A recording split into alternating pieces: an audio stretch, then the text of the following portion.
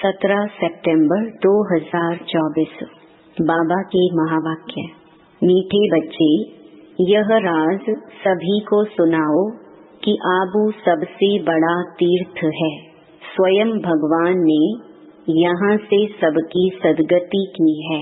प्रश्न: कौन सी एक बात मनुष्य अगर समझ जाए तो यहाँ भीड़ लग जाएगी? उत्तर: मुख्य बात समझ ले कि बाप ने जो राजयोग सिखाया था वह अभी फिर से सिखा रहे हैं।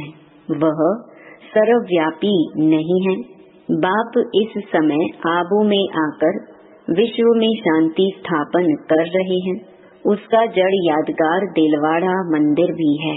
आदि देव यहाँ चैतन्य में बैठे हैं। यह चैतन्य दिलवाड़ा मंदिर है। यह बात समझ लें तो आबू की महिमा हो जाए और यहाँ भीड़ लग जाए। आबू का नाम वाला हो गया तो यहाँ बहुत आएंगे। ओम शांति। बच्चों को योग सिखाया और सब जगह सब आपे ही सीखते हैं। सिखलाने वाला बाप नहीं होता, एक दो को आपे ही सिखलाते हैं। यहाँ तो बाप बैठ सिखलाते हैं बच्चों को। रात दिन का फर्क है। वहाँ तो बहुत मित्र संबंधी आदि याद आते रहते हैं। इतना याद नहीं कर सकते हैं, इसलिए देही अभिमानी बहुत मुश्किल बनते हैं। यहाँ तो देही अभिमानी तुमको बहुत जल्दी बनना चाहिए, परंतु बहुत हैं जिनको कुछ भी पता नहीं है। शिव बाबा हमारी सर्विस कर रहे हैं।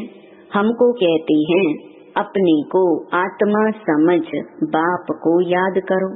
जो बाप इसमें विराजमान है, यहाँ विराजमान है, उनको याद करना पड़ता है। बहुत बच्चे हैं जिनको यह निश्चय ही नहीं है कि शिव बाबा ब्रह्मा तन द्वारा हमको सिखला रहे हैं। जैसे और लोग कहते हैं हम कैसे निश्चय करें, ऐसे यहाँ भी है।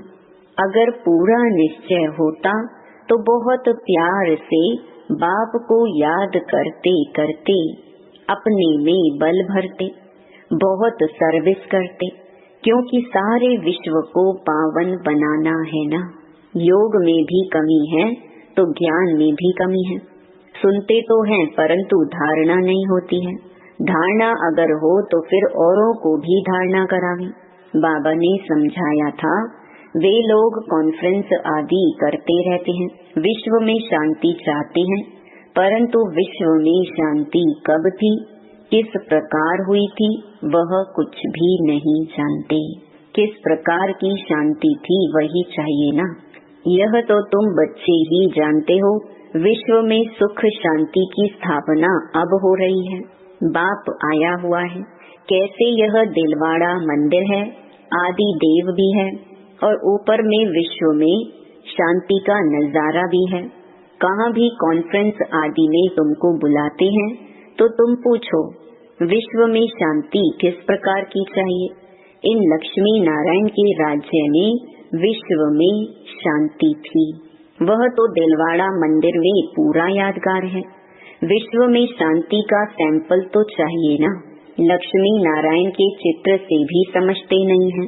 पत्थर बुद्धि है ना, तो उन्हों को बताना चाहिए कि हम बता सकते हैं विश्व में शांति का सैंपल। एक तो यह लक्ष्मी नारायण है और फिर इन्हों की राजधानी भी देखना चाहते हो तो वह भी दिलवाड़ा मंदिर में चलकर देखो। मॉडल ही दिखाया जाएगा ना, वह चलकर आबू में देखो। मंदिर बनाने वाले खुद नहीं जानते हैं। जिन्होंने ही बैठ यह यादगार बनाया है, जिसका दिलवाड़ा मंदिर नाम रख दिया है, आदि देव को भी बिठाया है, ऊपर में स्वर्ग भी दिखाया है। जैसे वह जड़ है वैसे तुम हो चैतन्य। इनको चैतन्य दिलवाड़ा नाम रख सकते हैं, परंतु पता नहीं कितनी भीड़ हो जाए, मनुष्य ही मूंझ जाए यह फिर क्या है। समझाने में बड़ी मेहनत लगती है। बहुत बच्चे भी नहीं समझते हैं। भल दर पर पास में बैठे हैं, समझते कुछ भी नहीं। प्रदर्शनी में अनेक प्रकार के मनुष्य जाते हैं, ढेर मठ पंथ हैं, वैष्णव धर्म वाले भी हैं। वैष्णव धर्म का अर्थ ही नहीं समझते हैं। श्री कृष्ण की बादशाही कहाँ है जानते ही नहीं। श्री कृष्ण की राजाई को भी स्वर्ग वैकुंठ कहा जाता है। बाबा ने कहा था, जहाँ बुलावा हो वहाँ जाकर तुम समझाओ विश्व में शांति कब थी। यह आबू सबसे ऊंच तीर्थ है, क्योंकि यहाँ बाप विश्व की सदगति कर रहे हैं। आबू पहाड़ी पर उनका सैंपल देखना हो तो चलकर दिलवाड़ा मंदिर देखो। विश्व में शांति कैसे स्थापन की थी उनका सैंपल है। सुनकर बहुत खुश होंगे, जैनी लोग भी खुश होंगे। तुम कहेंगे यह प्रजापिता ब्रह्मा हमारा बाप है आदिदेव। तुम समझाते हो फिर भी समझते नहीं हैं। कहते हैं ब्रह्मा कुमारियां पता नहीं क्या कहती हैं। तो अब तुम बच्चों को आबू की बहुत ऊंची महिमा करके समझाना चाहिए। आबू है बड़े ते बड़ा तीर्थ। बॉम्बे में भी समझा सकते हो। आबू पहाड़ बड़े ते बड़ा तीर्थ है, क्योंकि परम पिता परमात्मा ने आबू में आकर स्वर्ग की स्थापना की है। कैसे स्वर्ग की रचना रची है, वह स्वर्ग का और आदि देव का मॉडल सब आबू में है, जिसको कोई भी मनुष्य समझते नहीं। हम अब जानते हैं, तुम नहीं जानते हो, इसलिए हम तुमको समझाते हैं। पहले तो तुम पूछो कि विश्व में शांति किस प्रकार चाहते हो। कभी देखा है?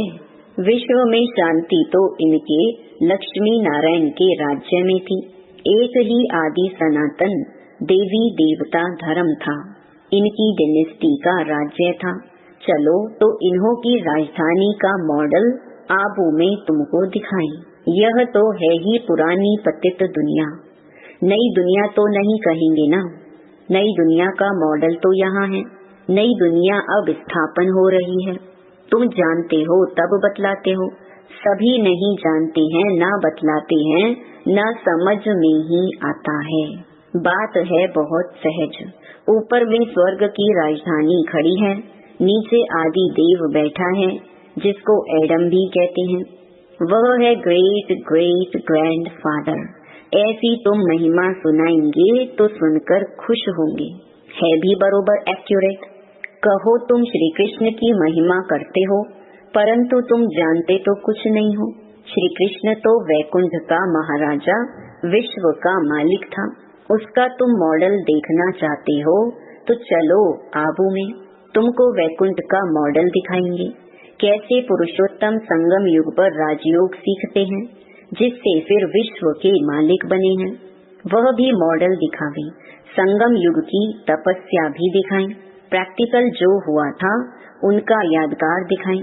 शिव बाबा जिसने लक्ष्मी नारायण का राज्य स्थापन किया, उनका भी चित्र है। अम्बा का भी मंदिर है। अम्बा को कोई 10-20 भुजाएं नहीं है। भुजाएं तो 2 ही होती हैं। तुम आओ तो तुमको दिखाएं। वैकुंठ भी आबू में दिखाएं। आबू में ही बाप ने आकर सारे विश्व को हेवन बनाया है, सदगति दी है। आबू सबसे बड़ा तीर्थ है। सब धर्म वालों की सदगति करने वाला एक ही बाप है। उनका यादगार चलो तो आपको आबू में दिखाएं। आबू की तो तुम बहुत महिमा कर सकते हो। तुमको सब यादगार दिखाएं। क्रिश्चियन लोग भी जानना चाहते हैं, प्राचीन भारत का राजयोग किसने सिखाया, क्या चीज थी। बोलो चलो आबू में दिखाएं।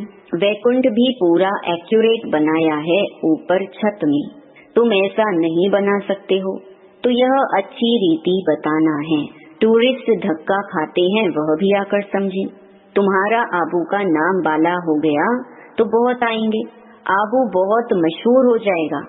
जब कोई पूछते हैं कि विश्व में शांति कैसे हो, सम्मेलन आदि में निमंत्रण देते हैं, तो पूछना चाहिए विश्व में शांति कब थी, वह जानते हो। विश्व में शांति कैसे थी, चलो हम समझाएं। मॉडल्स आदि सब दिखाएं। ऐसा मॉडल और कहाँ भी नहीं है। आबू ही सबसे बड़ा ऊंच तीर्थ है। जिसमें बाप ने आकर के विश्व में शांति सर्व की सदगति की है। यह बातें और कोई नहीं जानते। तुम्हारे में भी नंबरवार हैं। भल बड़े महारथी म्यूजियम आदि संभालने वाले हैं, परंतु ठीक रीति किसको समझाते हैं व नहीं। बाबा रीड तो करते हैं ना। बाबा सब कुछ समझते हैं। जो भी जहाँ भी हैं उनको समझते हैं। कौन कौन पुरुषार्थ करते हैं क्या पद पाएंगे। इस समय अगर मर पड़े तो कुछ भी पद पा नहीं सकेंगे। याद की यात्रा की मेहनत वह समझ नहीं सकते। बाप रोज रोज नई बातें समझाते हैं। ऐसे ऐसे समझाकर ले आओ। यहाँ तो यादगार कायम है। बाप कहते हैं मैं भी यहाँ हूँ, आदि देव भी यहाँ है, वैकुंठ भी यहाँ है। आबू की बहुत भारी महिमा हो जाएगी। आबू पता नहीं क्या हो जाएगा। जैसे देखो कुरुक्षेत्र को अच्छा बनाने के लिए करोड़ों रुपया उड़ाते रहते हैं। कितने ढेर मनुष्य जाकर वहाँ इकट्ठे होते हैं। इतनी बदबू गंदगी होती है, बात मत पूछो। कितनी भीड़ होती है। समाचार आया था कि भजन मंडली की एक बस नदी में डूब गई। यह सब दुख है ना। अकाले मृत्यु होती रहती है। वहाँ तो ऐसे कुछ होता ही नहीं। यह सब बातें तुम समझा सकते हो। बातचीत करने वाला बड़ा सेंसिबल चाहिए। बाप ज्ञान का पंप कर रहे हैं, बुद्धि में बिठा रहे हैं। दुनिया थोड़ी ही इन बातों को समझती है। वह समझते हैं नई दुनिया का सैर करने जाते हैं। बाप कहते हैं यह दुनिया अब पुरानी गई कि गई। वह तो कहते हैं 40,000 वर्ष पड़े हैं। तुम तो बतलाते हो कि सारा कल्प ही 5,000 वर्ष का है। पुरानी दुनिया का तो मौत सामने खड़ा है। इसको कहा जाता है घोर अंधियारा। कुंभकर्ण की नींद में सोए पड़े हैं। कुंभकर्ण आधा कल्प सोता था, आधा कल्प जागता था। तुम कुंभकर्ण थे। यह खेल बड़ा वंडरफुल है। इन बातों को सब थोड़े ही समझ सकते हैं। कई तो ऐसे ही भावना में आ जाते हैं। सुनते हैं यह सब जा रहे हैं तो चल पड़ते हैं। उनको बताते हैं हम शिव बाबा पास जाते हैं। शिव बाबा स्वर्ग की स्थापना कर रहे हैं। उस बेहद के बाप को याद करने से बेहद का वर्षा मिलता है। बस तो वह भी कह देते शिव बाबा हम आपके बच्चे हैं, आपसे वर्षा जरूर लेंगे। बस बेड़ा पार है। भावना का भाड़ा देखो कितना मिलता है। भक्ति मार्ग में तो है अल्पकाल का सुख। यहाँ तुम बच्चे जानते हो बेहद के बाप से बेहद का वर्षा मिलता है। वह तो है भावना का अल्पकाल के सुख का भाड़ा। यहाँ तुमको मिला है 21 जन्मों के लिए भावना का भाड़ा। बाकी साक्षात्कार आदि में कुछ है नहीं। कोई कहते हैं साक्षात्कार हो, तब बाबा समझ जाते हैं कुछ भी समझा नहीं है। साक्षात्कार करना है तो जाकर नौधा भक्ति करो, उससे कुछ मिलता नहीं है। करके दूसरे जन्म में कुछ अच्छा बन पड़ेंगे। अच्छा भक्त होगा तो अच्छा जन्म मिलेगा। यह तो बात ही न्यारी है। यह पुरानी दुनिया बदल रही है। बाप है ही दुनिया बदलने वाला। यादगार खड़ा है ना। बहुत पुराना मंदिर है। कुछ टूटता करता है तो फिर मरम्मत कराते रहते हैं, परंतु वह शोभा तो कम हो ही जाती है। यह तो सब विनाशी चीजें हैं। तो बाप समझाते हैं बच्चे, एक तो अपने कल्याण के लिए अपने को आत्मा समझ बाप को याद करो तो विकर्म विनाश हो। पढ़ाई की बात है। बाकी यह जो मथुरा में मधुबन कुंज गली आदि बैठ बनाया है वह कुछ भी है नहीं। न कोई गोप गोपियों का खेल है। यह समझाने में बड़ी मेहनत करनी पड़ती है। एक एक पॉइंट अच्छी रीति बैठ समझाओ। कॉन्फ्रेंस आदि में भी चाहिए योग वाला। तलवार में जौहर नहीं होगा किसको तीर लगेगा नहीं। तब बाप भी कहते हैं अभी देरी है। अभी मान ले कि परमात्मा सर्वव्यापी नहीं है तो भीड़ लग जाए, परंतु अभी टाइम नहीं है।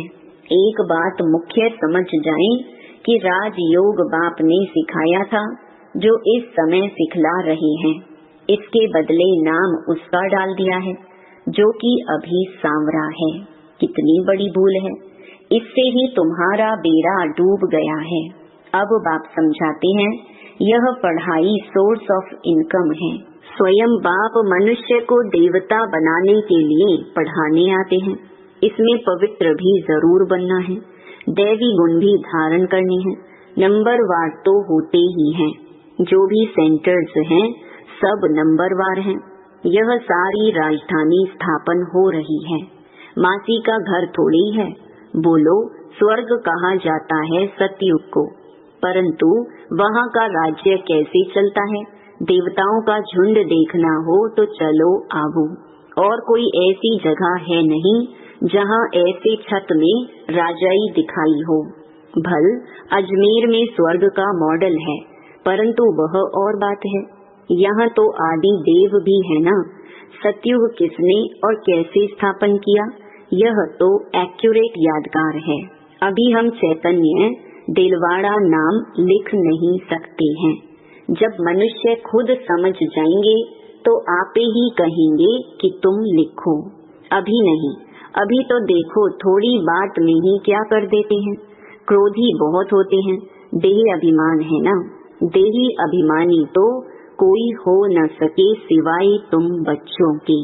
पुरुषार्थ करना है, ऐसे नहीं कि जो नसीब में होगा। पुरुषार्थी ऐसे नहीं कहेंगे, वह तो पुरुषार्थ करते रहेंगे।